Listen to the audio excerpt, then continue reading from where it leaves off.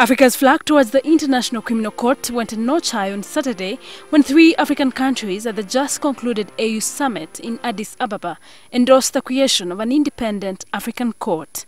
Kenya, Guinea-Bissau and Benin have already put pen to paper to this proposal.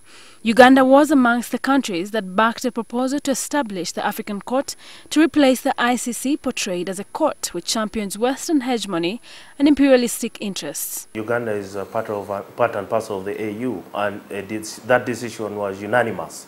The Kenyan President Uhuru Kenyatta, who was the first sitting president to appear before the ICC, called for withdrawal of charges against his deputy president William Ruto during the summit. Reports also indicate that 9 other countries have already expressed interest in ratifying the Malabo Protocol.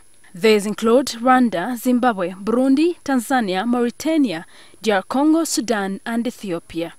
The ratification process requires only 15 of the 54 countries on the continent for the protocol to take effect. So, what would it take for Uganda to withdraw from the ICC? It requires government to table a bill before Parliament to repeal the country's International Crimes Act, which domesticated the Rome Statute.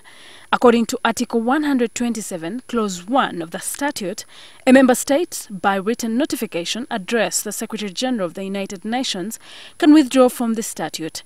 The withdrawal shall take effect 1 year after the date of receipt of the notification, unless the notification specifies a later date.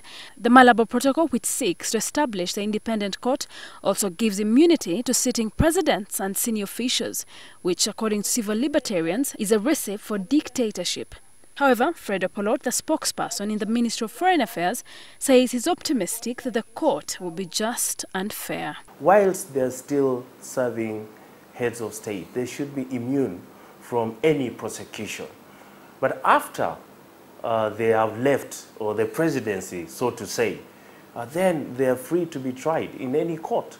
Zimbabwe's President Robert Mugabe, who is now chairman of the AU, said the withdrawal from the ICC will top the summit agenda when it reconvenes in South Africa in June this year. Once an admirer of the court, President Museveni has since then turned into its harshest critic.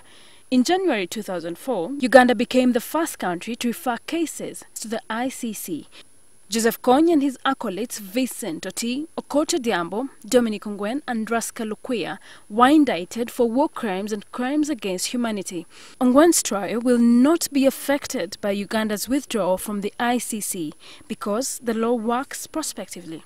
The African Union's strong resolve to have an independent African court comes at a time when the AU's budget still heavily depends on international partnerships, and so opponents of this establishment believe that funding, among other things, could be one of the major hiccups to this process. Shiland Wuchue, NTV, Kampala.